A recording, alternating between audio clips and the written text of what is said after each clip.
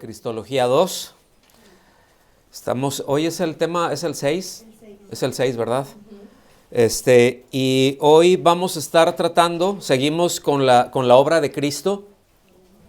Y hoy vamos a empezar con lo que es su función como gobernante. ¿Está bien? Evidentemente no va a alcanzar el tiempo para ver este tema, es decir, su función como gobernante, porque hay muchos elementos, hay muchos pasajes bíblicos, ¿verdad?, que veo necesario que toquemos para tratar de dejar los menos cabos sueltos. Es decir, este tema engloba muchos temas escatológicos, ¿sí? No vamos a entrar por ahí.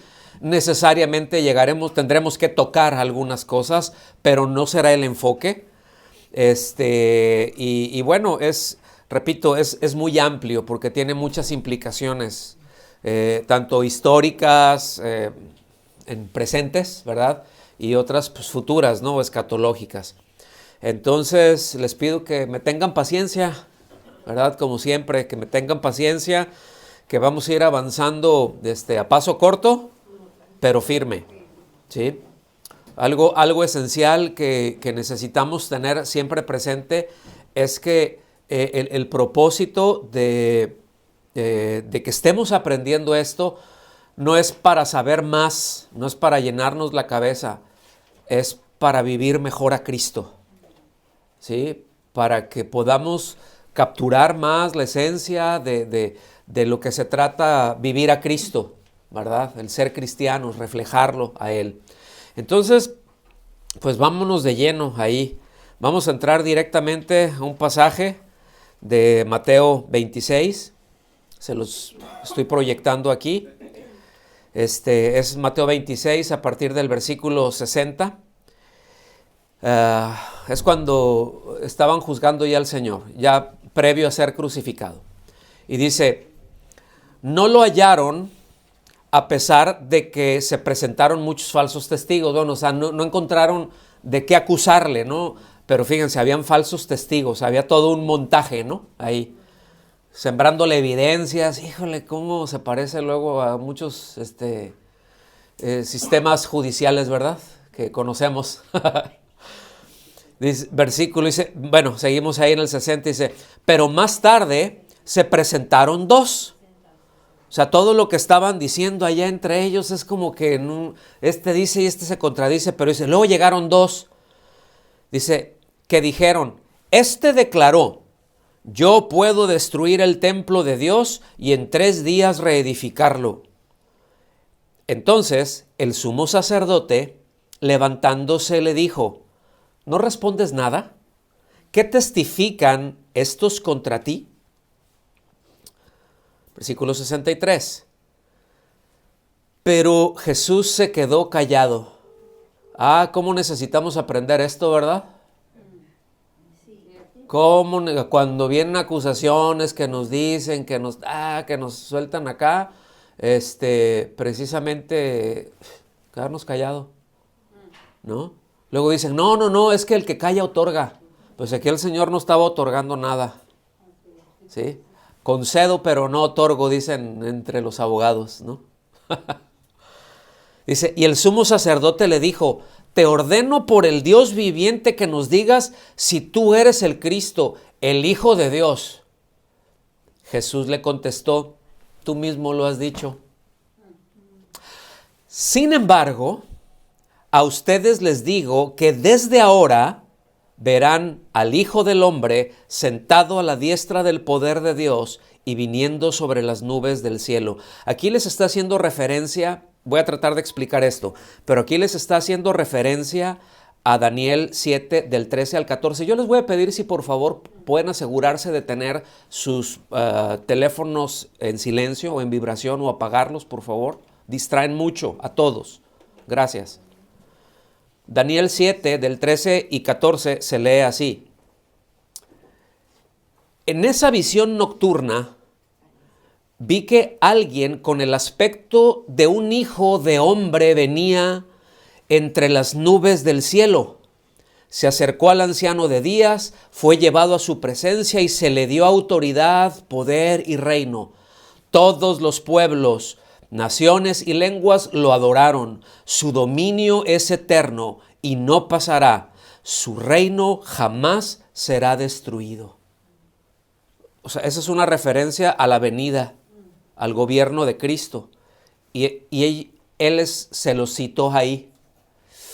Entonces, esta afirmación es una declaración no solo de que Él es el Mesías, ¿sí?, sino que también es el gobernador. Es decir, no solamente es el que viene a salvar, pero es de ese que está hablando, de ese donde hay referencia de la Escritura, que viene a establecer un gobierno para siempre y que no será destruido. Entonces, pues él les da a entender que eso es lo que ya a partir de ese momento ya se empieza a desarrollar. Ahora, póngame atención en esto. Sí, ahorita voy a llegar ahí. La frase dicha por el Señor, desde ahora verán, era muy ofensiva para los oyentes, porque mediante ella Jesucristo está afirmando y que a partir de ese momento se alude de sí mismo que será el juez de ellos y no que ellos como sacerdotes eran los jueces de él. Fíjense, esto es bien tremendo porque es una forma de decirles, al citarles eso, la pregunta ¿cuál fue? ¿Qué pregunta le hicieron a él? Que si era el Hijo de Dios, eres el Cristo. Y les dijo, ¿qué? ¿Tú? ¿Sí? Tú lo has dicho. O sea, efectivamente. ¿Sí? Afirmativo 100%, ¿no? Pero además, yo estoy ya en una posición de gobierno. Y eso les pegó mucho, porque ahí les volteó todo. Fue, repito, ofensivo. Es decir, el Señor, en otras palabras, ¿no? Voy a parafrasearlo, les está diciendo, tú sabes que sí soy el Hijo de Dios. Tú sabes que soy ese del que está hablando Daniel. Tú lo sabes que sí. Tienes toda la evidencia de acuerdo con las Escrituras. Tú la sabes. ¿Sí? Tú la entiendes, ¿verdad? Que es así. Sin embargo, rehúsas creer. ¿Ya? ¿Rehúsas creer? ¿No quieres creer? Invalidas lo que mi Padre dice porque no te conviene. Invalidas lo que mi Padre está diciendo porque sientes que vas a perder muchos privilegios. Sientes que vas a perder control. Y eso no te gusta. Eso no les gusta a la gente que está en el poder. ¿Lo alcanzan a ver? O sea, la gente hace cosas terribles por poder, más que por dinero, por poder, por llegar a una posición y después, o sea, matan por llegar ahí y matan por sostenerse ahí. Y después cuando ya no pueden estar ahí, matan porque sigan ahí los que ellos pueden controlar. ¿Se alcanzan a ver? Entonces dice, bueno, pues aquí lo que pasa es que esto rompe, el que yo gobierne rompe ya con todos los esquemas de donde tú vienes. En lo que tú estás, esto se acaba. ¿Sí? El entonces sumo sacerdote, ¿verdad? Y los demás miembros del Sanedrín, el Sanedrín era distinto, era un grupo de, vamos a decir así, de gobierno, de jueces, vamos a ponerlo, ¿sí? Que cuando había que juzgar algo, pues ellos se sentaban, tomaban las decisiones y bueno. Pero todos los demás miembros del Sanedrín sabían lo que el Señor estaba diciendo. Sabían que Él se estaba refiriendo a sí mismo ya como el gobernante. De hecho, eso fue lo que desató la ira de ellos. De hecho, eso, si ustedes siguen leyendo ya el pasaje, ya fue lo que el sumo sacerdote agarró y se rasgó las vestiduras. ¡Ah, blasfemo! ¿Verdad? ¿Qué más necesidad hay de...? Ya he dado por hecho. O sea, lo que tú dijiste, o sea, yo te pregunté algo, tú me contestas con la verdad y yo te mando matar. Así. ¿Sí? Entonces, lo condenaron a muerte no por nada de lo que él haya hecho, sino por lo que Él dijo de sí mismo, por decir la verdad. Pero Él estuvo dispuesto a llevarlo. Ahora, seguimos avanzando. ¿Está bien? Porque este es un pasaje muy, muy bonito. Mateo 28, 18, lo vemos en Reina Valera 77, dice, y Jesús se acercó y les habló diciendo, toda autoridad me ha sido dada en el cielo y sobre la tierra. ¿Cuánta autoridad? Toda. ¿Cuánto quiere decir toda? Toda. ¿En dónde tiene toda la autoridad? O sea, es decir, en todo, en todo lo que conocen como creación, ahí, o sea, ¿qué es la esfera de ustedes? Ahí tengo toda la autoridad, ¿sí? Y en donde, bueno, luego me los voy a llevar, en donde luego voy a venir para recogerlos y traérmelos, también hay gobierno, ¿sí? Entonces, ese poder, todo ese poder, aunque al principio se usó para la creación de todas las cosas del cielo y de la tierra, es decir, cosas visibles, invisibles, en las que pues se incluyen tronos, dominios, principados y potestades, como nos dice allá en Efesios, ¿no? Ahora lo ejerce Cristo para mantener todas las cosas en armonía. Póngame atención aquí en esto. En un principio, bueno, viene todo ese despliegue, ¿verdad? Dice en Génesis 1:1, nos dice, ¿qué cosa? Que en el principio creó Dios los cielos y la tierra, y Dios dijo, pero después Juan, ¿verdad? Dice que en el principio era el verbo, y el verbo era con Dios, y el verbo era Dios. Y si todas las cosas por Él fueron creadas. ¿Sí? Ok. Bueno, ya, ¿cuántas veces se hizo la creación? Una sola vez. Ahí está toda la creación. Ahora, ¿qué es lo que hace con todo ese poder? Gobierna. Está gobernando. ¿Sí? Está gobernando. Voy a tratar de desarrollar un poquito más esto, pero tengamos siempre presente esta declaración que Él está haciendo. ¿Sí? Siempre tengámosla presente, porque de ahí parten muchas cosas, hermanos. Esa declaración de toda autoridad me ha sido dada en el cielo y en la tierra. Ya no hay nadie que tenga más autoridad que yo. ¿Sí? Repito, parten cosas como la predicación del evangelio. Parten de ahí todo lo que tiene que ver lo relacionado con la vida cristiana, todo lo que tiene que ver con el discipulado, ¿sí? Todo eso se sustenta en que Él es el gobernante, en que Cristo gobierna, en que Cristo tiene esa función de autoridad por encima de todo y por encima de todos. Y voy a seguir leyendo el texto, versículos 19 al 20, aunque yo sé que ya se lo saben de memoria, pero yo no, porque ustedes son brillantes y yo no. Entonces dice, vayan pues y hagan discípulos de todas las naciones, bautizándolos en el nombre del Padre y del Hijo y del Espíritu Santo, enseñándoles a guardar todas las cosas que les he mandado. Y recuerden, yo estoy con ustedes todos los días hasta el fin del mundo. Entonces dice, yo tengo toda la autoridad. Y ese vayan pues se puede leer como entonces hagan esto, o por consecuencia, o consecuentemente, o en consecuencia de. A partir de ahí ya viene todo, ¿no? Y eso es muy poderoso, hermanos. Colosenses capítulo 1, versículos 16 y 17 se lee así. Porque por Él fueron creadas todas las cosas. ¿Cuántas cosas fueron creadas por Él? Todas las cosas. ¿Quién las creó? Dios. ¿En la persona de quién? Es decir, ¿quién fue el agente creador? Cristo. El Hijo, ¿verdad? Cristo. Dice, todas las cosas, las que hay en los cielos y las que hay en la tierra, las visibles y las invisibles. O sea, todo esto está incluyendo toda la esfera espiritual, los ángeles, todo lo que existe. ¿Sí? Acuérdense, todo lo creado. Ahora, ¿qué es lo único increado? Dios. ¿Sí? El Padre es increado, el Hijo es increado, es engendrado, pero no es creado. ¿Sí? El Espíritu Santo es increado.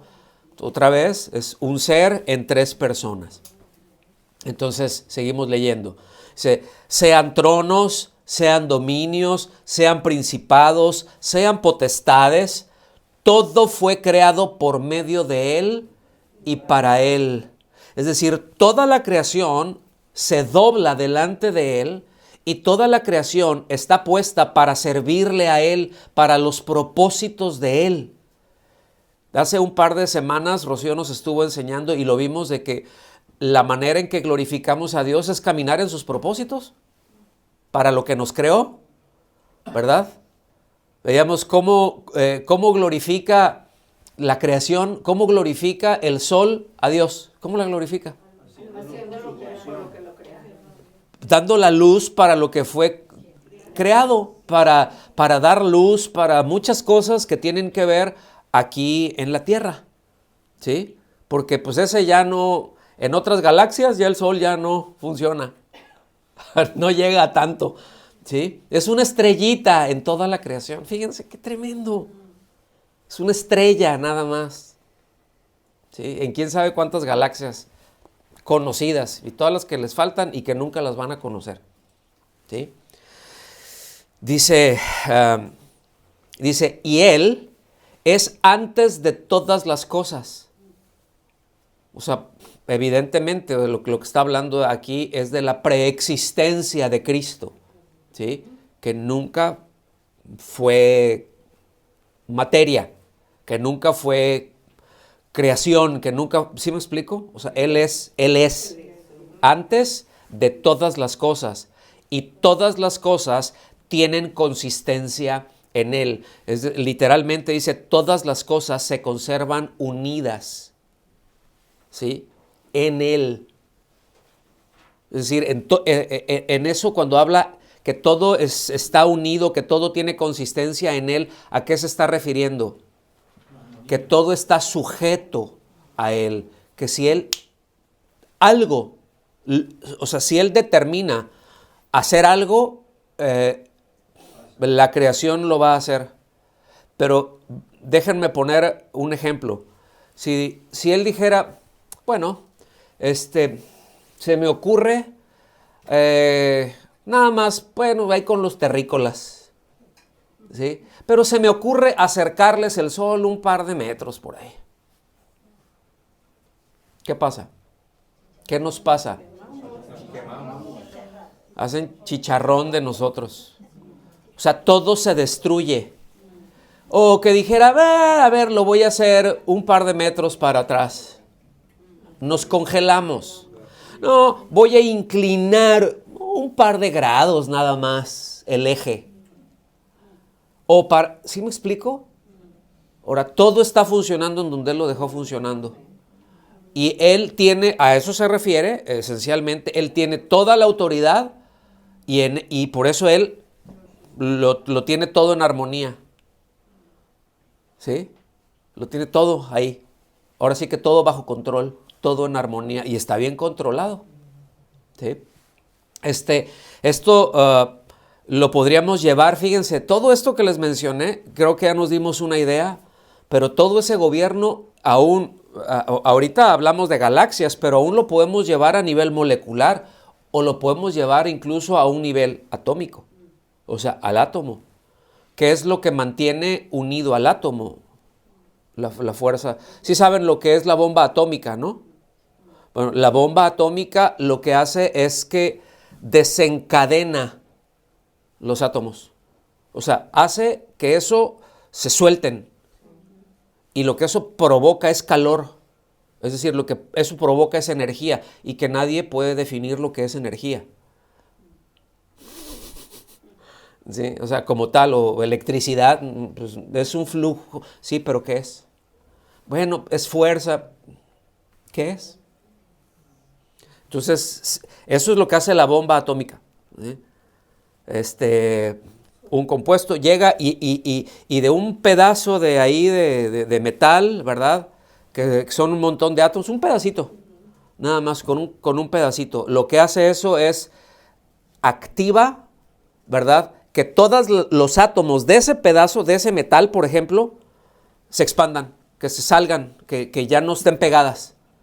Y miren todo lo que provoca. pero también puede hacer que imploten. Entonces imagínese donde haga que todo se chupe. O sea, tan peligrosa es una explosión como una implosión. ¿Sí? Ahora, ¿quién determina esto sí se va a mantener? Toda la materia. Toda la materia tiene átomos. Por eso es materia. ¿Sí? Tiene moléculas, etcétera. Tiene cuerpo. Ocupa un cuerpo y ocupa un espacio en un tiempo. ¿Estamos aquí? ¿Quién mantiene cada molécula, cada átomo de todas las cosas en su lugar? Las creó. El que las creó. Esto cuando le han preguntado, ahora en días pasados estaba hablando con un pastor, amigo, y hablábamos de esto. ¿Sí? Y él me compartía, pues fíjate que a fulanito de tal, le dijeron, bueno, pero ¿cómo se mantiene todo eso? ¿Quién ahí? Dice, no, pues es la naturaleza. O sea, hasta ahí les llega. Bueno, nosotros sabemos quién, la Biblia nos dice quién. Por eso la Biblia nos responde a las preguntas existenciales que nadie más puede responder. ¿Quién nos creó? ¿Para qué nos creó? ¿Cómo nos sostiene? ¿Y qué es lo que va a pasar? Al fin de los tiempos. Seguimos leyendo, ¿sí? O seguimos aquí avanzando. Entonces, él dijo cómo iba a funcionar todo, ¿verdad? Cómo seguiría funcionando. Y bueno, hace algún tiempo estaba viendo que hubo ya murió él, ¿no? Era muy buen científico, excelente, magnífico científico, terrible filósofo. Es muy mala combinación cuando luego un científico incurre en un área que no es la de él. Sí, y le preguntaron acerca de cosas, ¿no? Y él empieza a filosofar. Y dicen, bueno, sí, pero ¿cómo está la creación, no? ¿O por qué existe? Y dice, bueno, porque existen leyes. Entonces, lo que pasa es que cuando alguien de ese tamaño dice algo así, ya lo dan por un hecho. Pero eso no explica. Es decir, las leyes, una ley no crea nada, hermanos. Las leyes solamente explican. ¿Sí? Es decir, Dios le pone un límite a las cosas y explica, es decir, Newton, ¿sí? Que no quiere decir que él la inventó, la ley de la gravitación. La gravitación ya existía. ¿Se acuerdan del muñequito ese que les puso Rocío ahí? Que uno dijeron, no, pues era Abraham. No, ¿quién? Einstein, no, esos nombres tan que te vienen en agricultura, ¿no? Pues, o sea, él simplemente explicó algo que ya existía. Él no creó la ley de la gravitación. Sencillamente la explicó, la puso por números. ¿Sí? O sea, hizo la fórmula, aquí está, pero, bueno, pero no, es decir, no existe gravitación a partir de que él desarrolló eso. Siempre ha estado, desde que Dios creó todo, lo creó así. ¿Estamos aquí? Entonces, es tremendo ahí el asunto, ¿no? Por eso, por ejemplo, la Biblia, la ley de Dios, por ejemplo, no es dada para hacernos santos. Póngame atención a lo que estoy diciendo. ¿Sí? La ley fue dada para ver lo pecadores que éramos. ¿Sí? Y que por nuestros esfuerzos no podemos salir de esa condición. Por eso necesitamos al Salvador, necesitamos al gobernante, necesitamos al que nos hizo y al que nos sostiene. ¿Okay?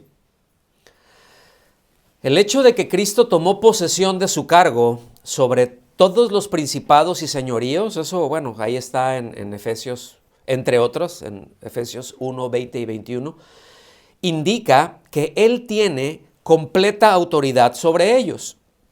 ¿Sí?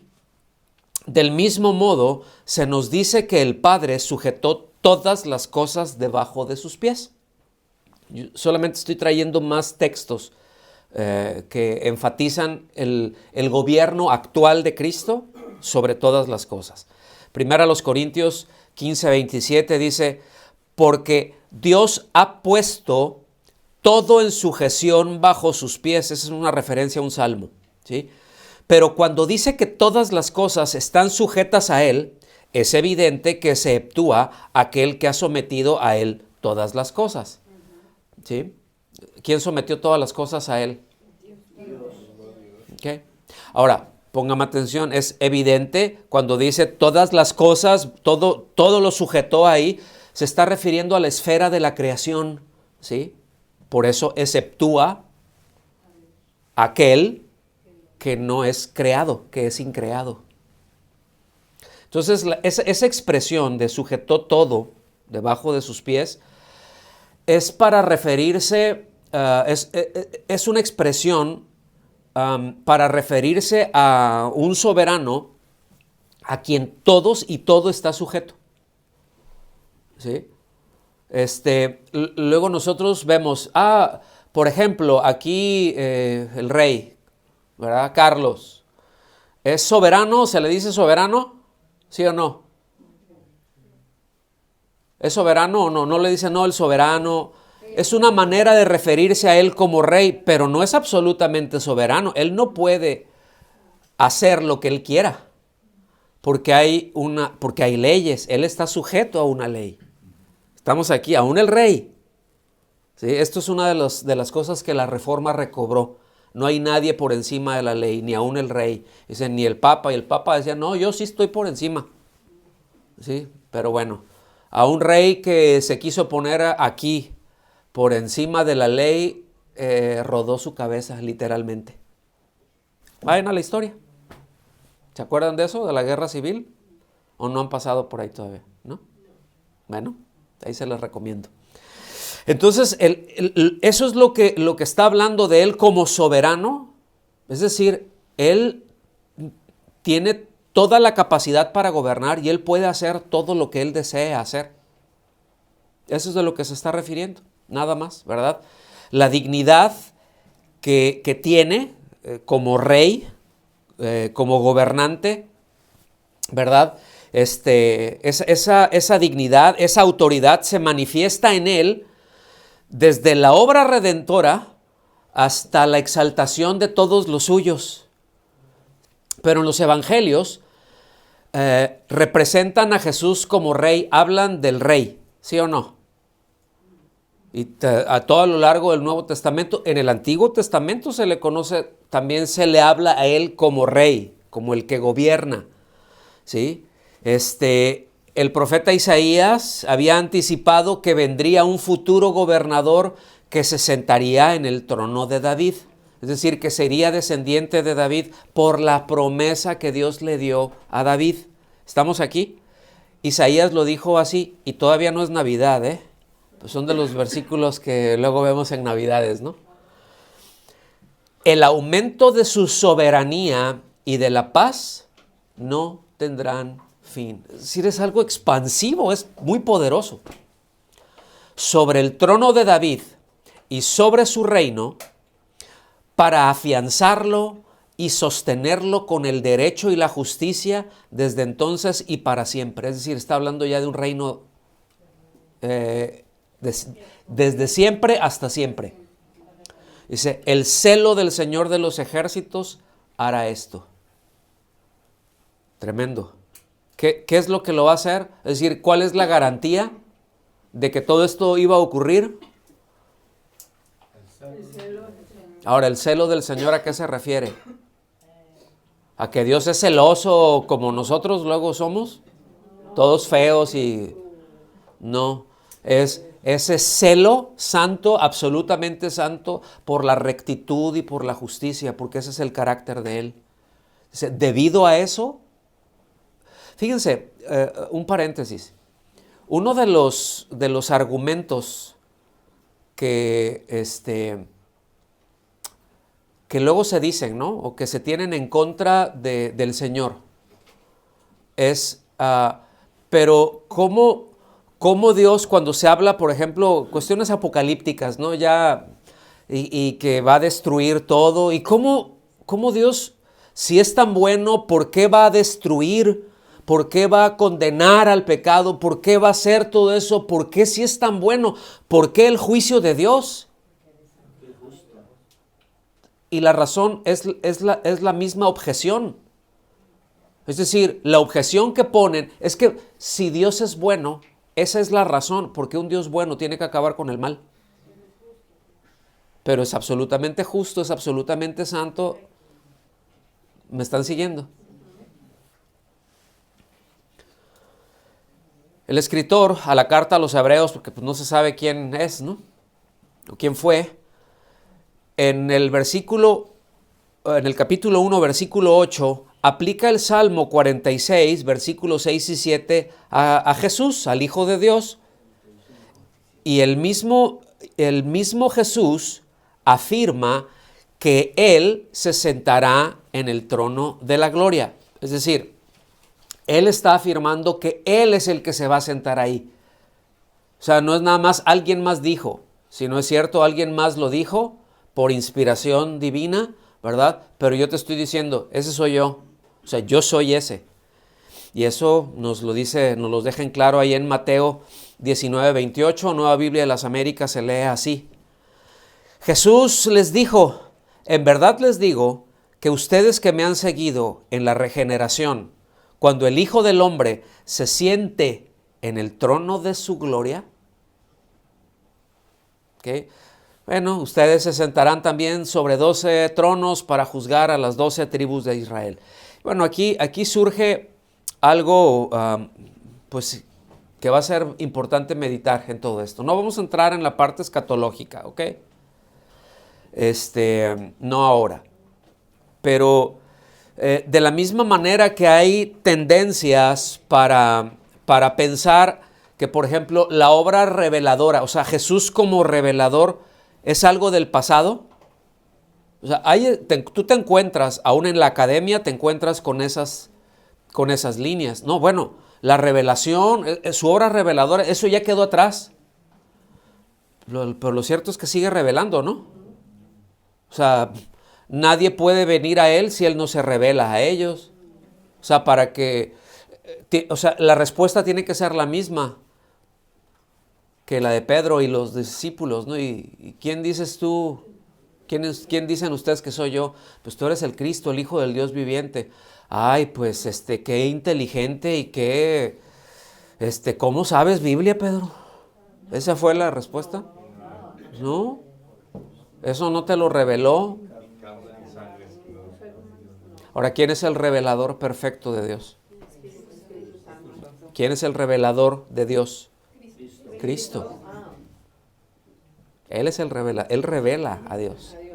¿Y lo sigue haciendo? Sí. Okay, entonces existe esa idea de que de la misma manera que la obra de revelador fue en el pasado, pues también se suele pensar que, por ejemplo, el gobierno de Cristo va a ser algo exclusivamente futuro, ¿verdad? Y argumentos que se dicen son como, bueno, pues hay que mirar el entorno en el que estamos. Como que no se ve que Jesús esté a cargo de las cosas, porque las cosas andan muy mal. ¿Alguien ha escuchado eso? ¿Cómo me dices que Cristo gobierna si ve el mundo? Ve las cosas cómo están. Bueno, es verdad que la Biblia dice que Él es rey. Eso dice la Biblia, ¿sí? Y ¿se acuerdan en esto que conocemos? De hecho, ya vamos a entrar en esta etapa de la historia, ¿verdad? A recordar esto. Pero ¿se acuerdan ustedes cuando aquello que se conoce como el Domingo de Ramos? Sí. Que el Señor entró. Y ¿y qué es lo que la gente decía? ¡Ay, el rey! ¡Ay! Y todos, ¿verdad? Y los escribas y los fariseos veían a la multitud y decían, ¡ay, que se cochen! ¿No? Y el burrito andaba así, como que, ¡ay, no, mira lo que me ponen aquí! Como luego llegamos a andar algunos, ¿no?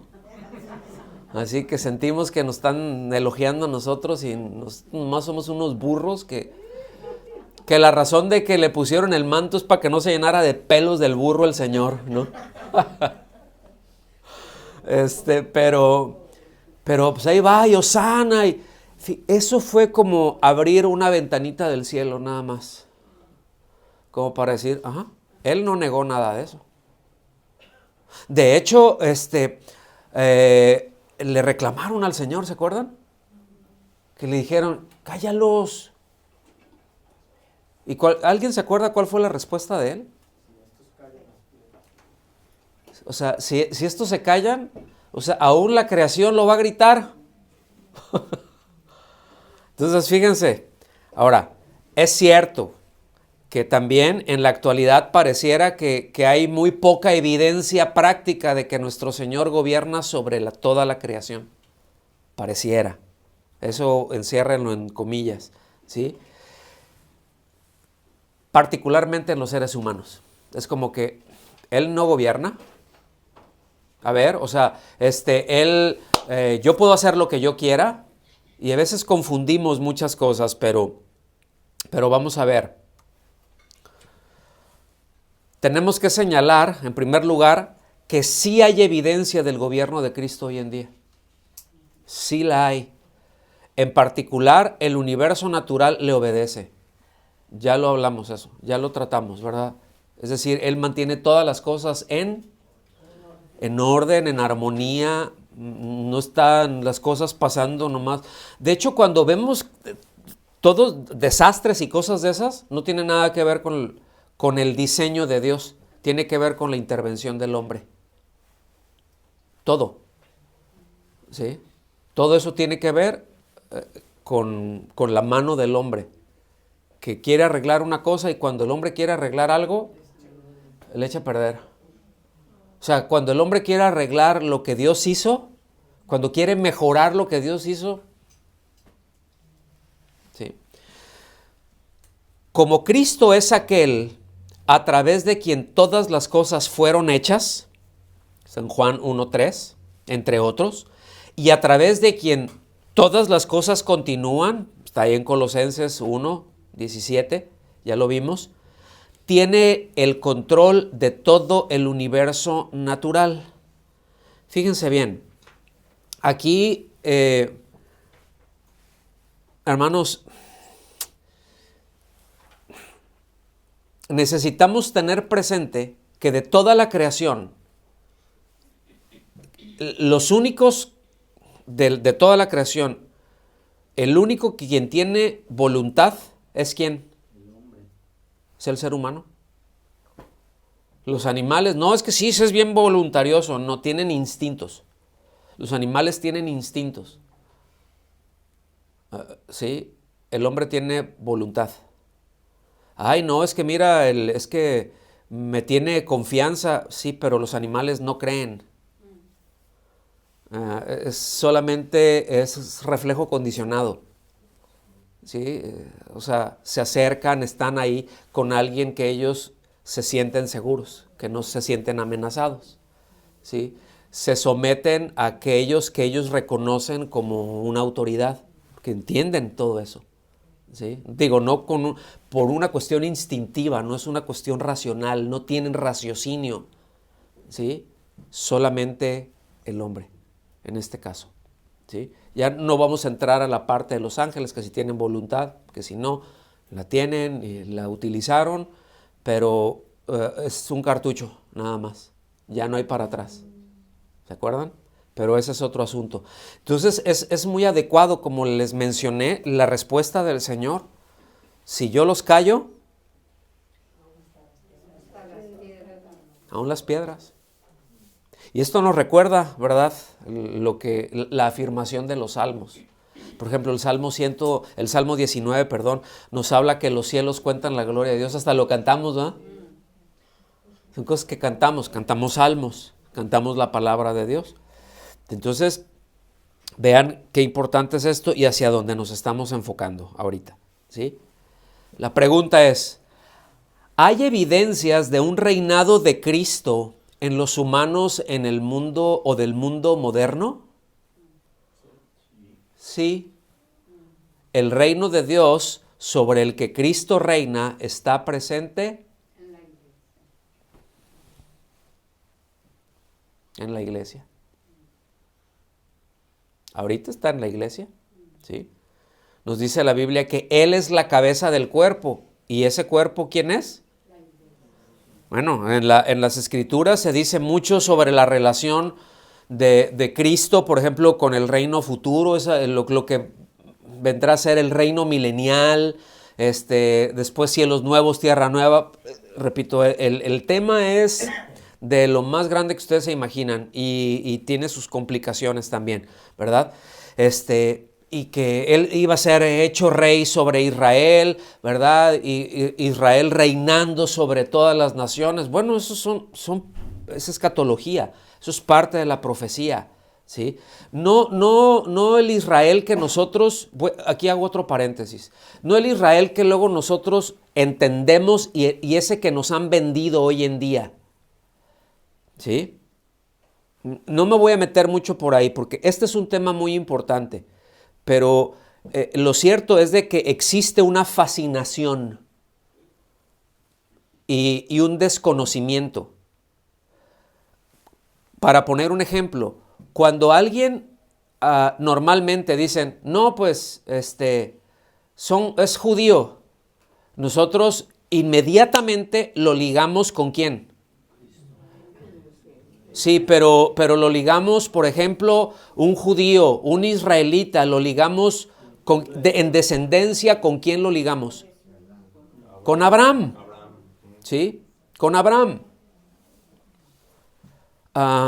Me atrevo a decir que la mayor parte de lo que nosotros conocemos es del judaísmo que vemos actual, que no es un judaísmo bíblico, en su mayoría, y lo digo con pleno conocimiento de causa, ¿sí? Tampoco nos referimos cuando, este es judío, es que es judío, tampoco nos estamos refiriendo a un descendiente de Abraham. No porque se digan judíos, son descendientes de Abraham. Es sencillamente porque esa es la religión que tienen desde su nacimiento, desde algunos siglos para acá. En su mayoría, ¿sí? Esto es judaísmo askenazí, del reino de Askenaz. Algo que nosotros ahorita lo podríamos ubicar más o menos en Croacia, tirando hacia la parte del Donbass, todo lo que está en conflicto, ahí, ¿sí? Tiene su historia esto, pero es un reino que abrazó el judaísmo, que decidió, así como que a ver, ¿por dónde es? ¿Cristianismo, islam o judaísmo? A mí me parece que el judaísmo. Y se quedaron con el judaísmo y a partir de ahí, ¿sí? Todos los nacidos en ese reino, judíos. Todo lo que nosotros vemos normalmente de Europa del Este, cuando vienen ubican a lo que es los judíos ortodoxos que traen sus crenchas, ¿sí? Bueno, eso no es semítico, nada de eso. Eso es 100% askenazí, ¿sí? Entonces, hace algún tiempo, no mucho, en el verano del año pasado, estuvimos Rocío y yo en la sinagoga en la segunda más grande de Europa, ¿no? Te dan unos tours y ves bien impresionante, hay muchas cosas que te conmueven, las explicaciones, los judíos, ves muchas barbaridades, muchas cosas que les hicieron, ¿sí? Y al final, porque hubo una persona que estuvo explicando, pues tú lo vas viendo, yo pues ubico algunas cositas, ¿no? 2 o 3. Entonces, al final ya dijo, bueno, pues tienen alguna duda, algunas preguntas. Y le dije, aquí nos estamos refiriendo exclusivamente a un judaísmo de origen askenazí, no de origen semítico, ¿verdad? Y se quedó, ¿verdad? Se sacó de onda. O sea, y dijo, sí, Ashkenaz, dice, ¿no? Dije, ok. ¿Por qué les digo todo esto? Porque, repito, hay por un lado mucha fascinación y mucha ignorancia. Y hay muchos temas aquí que son muy interesantes, pero tengo que cerrar el paréntesis y seguirle, porque si no, aquí los voy a dejar. Entonces, sí hay evidentemente, una parte escatológica de las Escrituras en cuanto al reino, que no tiene nada que ver con el judismo askenazí, que tiene que ver con los semitas. ¿Sí? Nada más para ponerles una mosca en la oreja y dejarlos inquietitos. Por ejemplo, ahorita, si hablamos no, mejor no. Así los dejo luego, porque si no ya sé que me voy a ir por ahí y tengo el tiempo muy limitado. Entonces, esto se está refiriendo precisamente a cuando habla, que vemos en el Antiguo Testamento, a los judíos, se está refiriendo a la descendencia de Abraham. El Señor, cuando habla de ellos, habla de las 12 tribus de Israel, semitas, 100%. ¿Sí? Abraham era semita. ¿Sí? ¿Descendiente de quién? De Sem.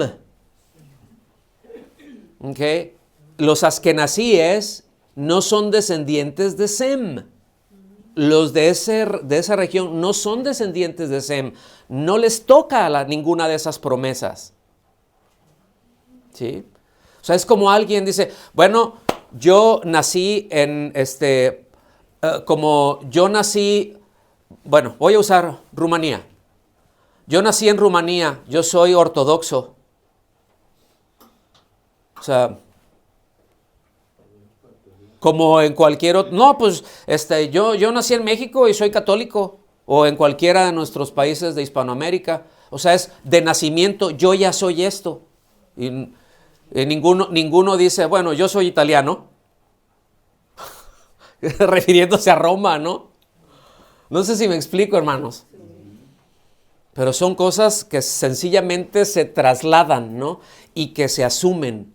Esto no tiene nada que ver ni con el judaísmo, ni con... O sea, eso no encaja no está dentro del cuadro profético.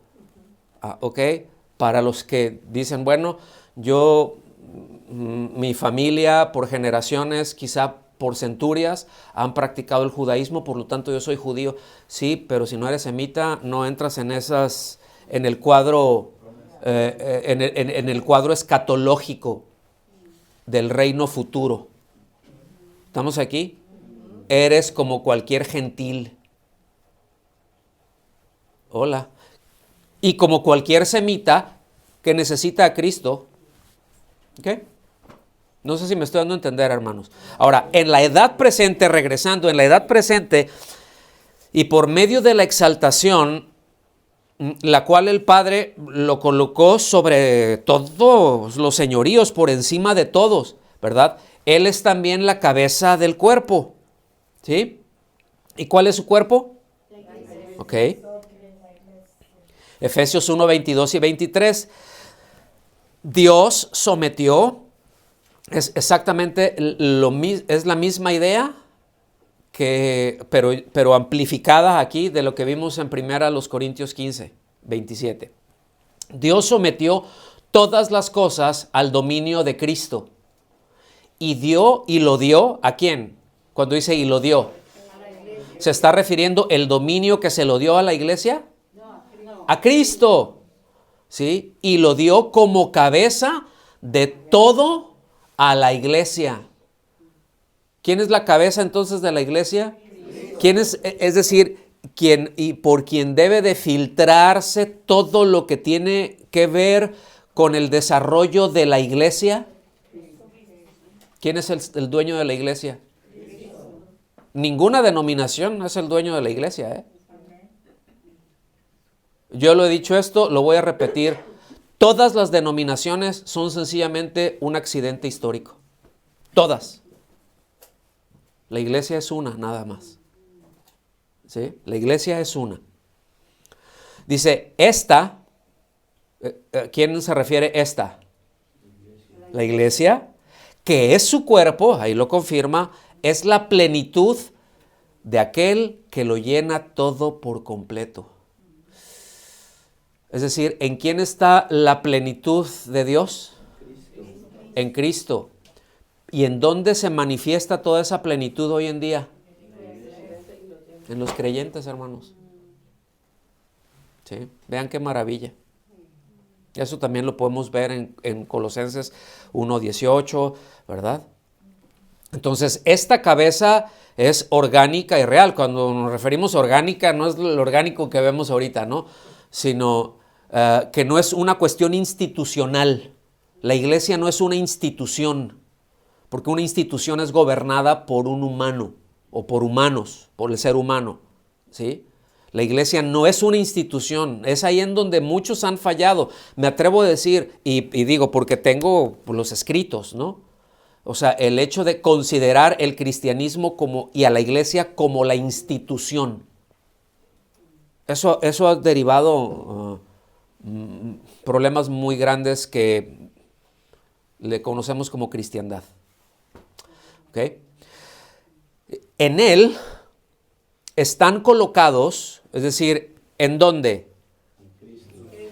Todos los salvos mediante el bautismo del Espíritu, la acción del Espíritu, o sea, ahí no está hablando, no está refiriendo a la acción del agua. El bautismo del Espíritu, y Él es para ellos, ¿para quién? Para el cuerpo, para los creyentes, la cabeza de ese cuerpo que ellos forman. Anote nada más ahí, en 1 Corintios 12:13. ¿Sí? Que es donde se refiere a que al momento de creer somos bautizados por el Espíritu Santo en el cuerpo de Cristo. O sea, somos sumergidos, es lo que quiere decir, somos metidos, somos insertados ahí. Y al mismo tiempo, Cristo es insertado en los creyentes. O sea, nosotros nos metemos al cuerpo de Cristo y Cristo se mete en nosotros. En una unión indisoluble, eterna por naturaleza y sempiterna por definición. ¿Sí? Yo había dicho infinitud muchas veces, ¿no? Pero no, ya me corrigieron. ¿Sí? Es sempiterno, es decir, sí tiene inicio, pero ya no tiene final. ¿Ok? Seguimos avanzando entonces.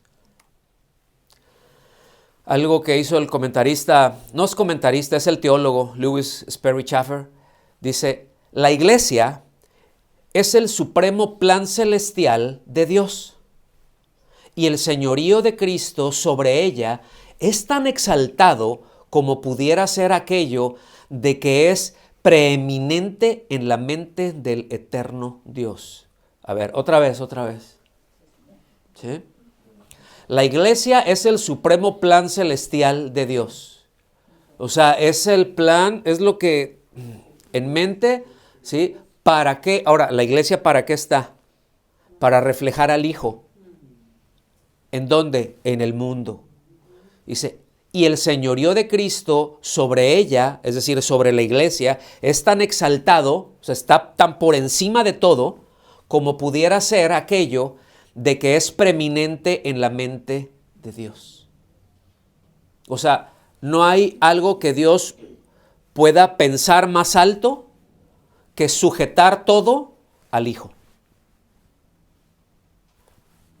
Digo, ahí se las dejo, ya más no le puedo dar, ¿no? O a lo mejor más adelante que aprenda más cosas y que aprenda a explicar, lo podría hacer. Pero por eso en la doctrina de Cristo, hermanos, nosotros vemos en todas las cartas prácticamente que hay una insistencia a que nos conduzcamos, a que nuestra manera de vivir sea como corresponde a alguien que es gobernado por Cristo. No alguien que es infalible, no alguien que es perfecto porque no lo somos, ¿sí? Pero alguien que es gobernado. Entonces, yo soy una persona imperfecta. Y esto nunca lo debemos de utilizar como una excusa para decir, no, pues a ver, ¿y quién es perfecto? Como para justificar nuestras truanerías y nuestras impiedades, ¿verdad? Pero no, o sea, se entiende, no soy perfecto, pero anhelo ser gobernado por Cristo, porque yo me gobierno muy mal. Y necesitamos nosotros entender esta función de Cristo como gobierno, como el que manda, pero el que manda de a de veras y fincado en una relación de confianza. Es decir, si Él me dice, dale para allá y haz esto, yo no tengo ningún problema porque yo sé que Él no está tratando de sacar una ventaja mía, a diferencia de los gobiernos humanos. ¿Sí o no? O sea, en los gobiernos humanos normalmente es, pues, y llámale el tipo de gobierno que quieras. Ya no voy a entrar en eso que me parece muy interesante. Llámale el tipo, ponle el nombre de gobierno que tú quieras. A fin de cuentas, lo que se hace es que sí se toma ventaja de los gobernados. Llámale el que quieras. ¿Sí? En Cristo no. Él no necesita tomar ventaja de sus gobernados, porque Él no necesita nada. Él no tiene necesidad de nada ahí para cuando les pregunten sus hijos, y Dios tiene necesidad, ¿y cómo le hace? Dios no tiene necesidad de nada. Él no necesita nada, pero en su naturaleza es generoso. Él da. ¿Sí? Y quiere que su creación lo pueda disfrutar a Él. Y tanto más sólido y tanto más evidente es su gobierno en nuestras vidas, tanto más es nuestro deleite de Él. Tanto más lo podemos disfrutar. ¿Sí? Tanto más está nuestra voluntad rendida a Él y su gobierno sobre nosotros, tanto mejor para nosotros y tanto más deleitoso para nosotros. El asunto es de que luego ubicamos eso como pérdidas, como que Él me quiere quitar esto. Pues sí hay cosas que quiere quitar que son dañinas, pero quiere darnos algo mejor. No quiere dejarnos sin deleite, quiere darnos el correcto en Él. ¿Estamos aquí? Ahí es donde se basa el gobierno de Él, fíjense. Qué maravilloso, ¿verdad? Qué maravilloso Dios tenemos. Pues vámonos yendo para la conclusión. Déjenme 3 segundos. Bueno, otros 3. Ahí me tomé unos cuantos más. Vámonos para la conclusión.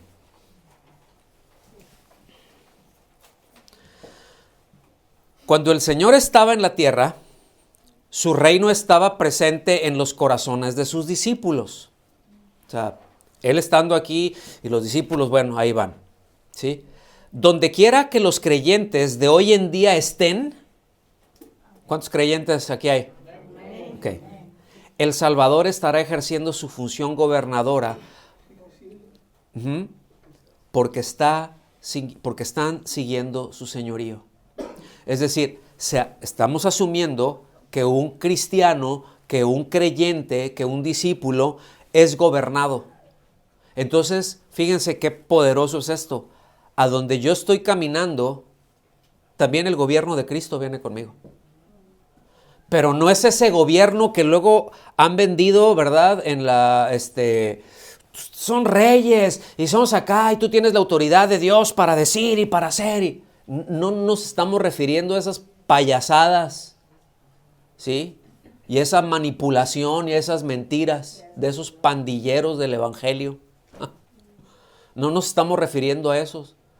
Nos estamos refiriendo a ese poder y esa autoridad que nos está gobernando, que estando en el lugar, por más podrido que esté, nosotros somos luz, hermanos, porque Cristo nos gobierna. A eso se está refiriendo.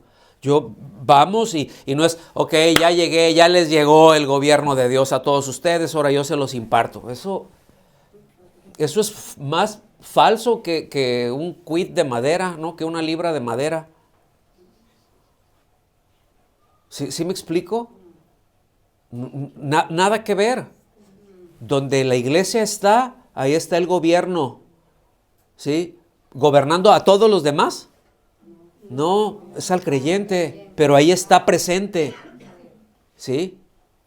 Ahora, hay cosas muy interesantes, porque esto no se queda ahí.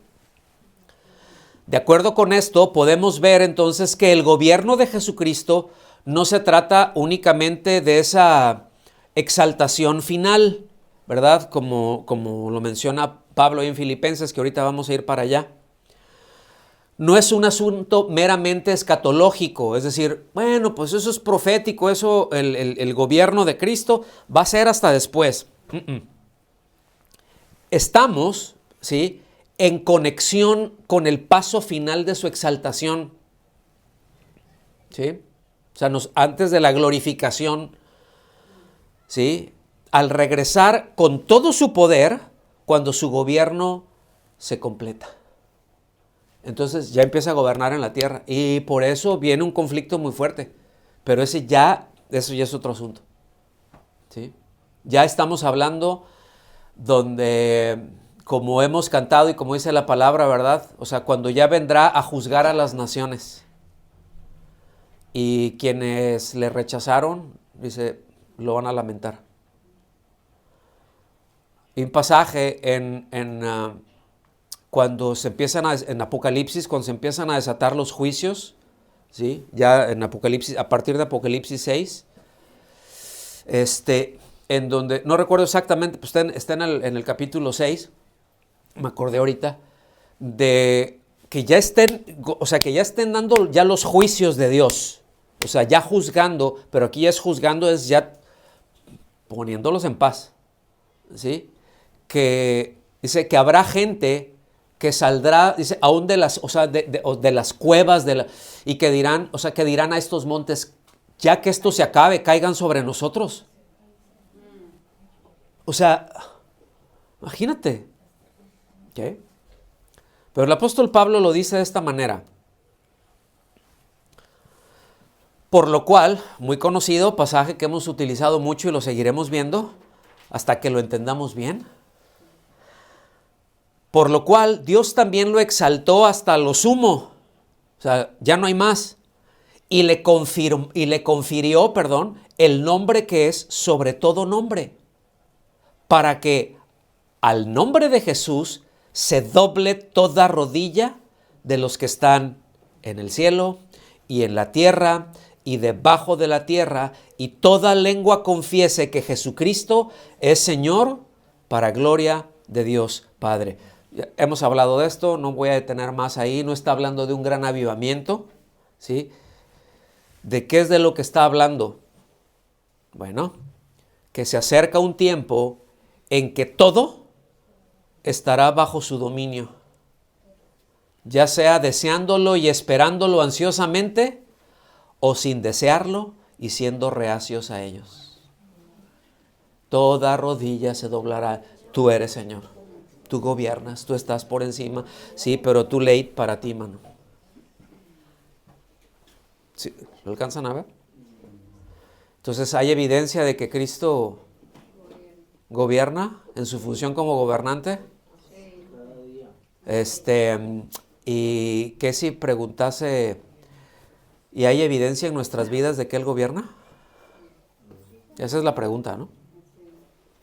Entonces, bueno, aquí concluimos con esto. Nada más decirles que al haber un rey, pues es imperativo que haya un reino, ¿sí? Y acerca de eso seguiremos tratando con la ayuda del Señor. En el siguiente tema vamos a hacer una pincelada nada más de lo que es el reino de Dios o el reino de los cielos, dependiendo, ¿no? Como es lo mismo, ¿verdad?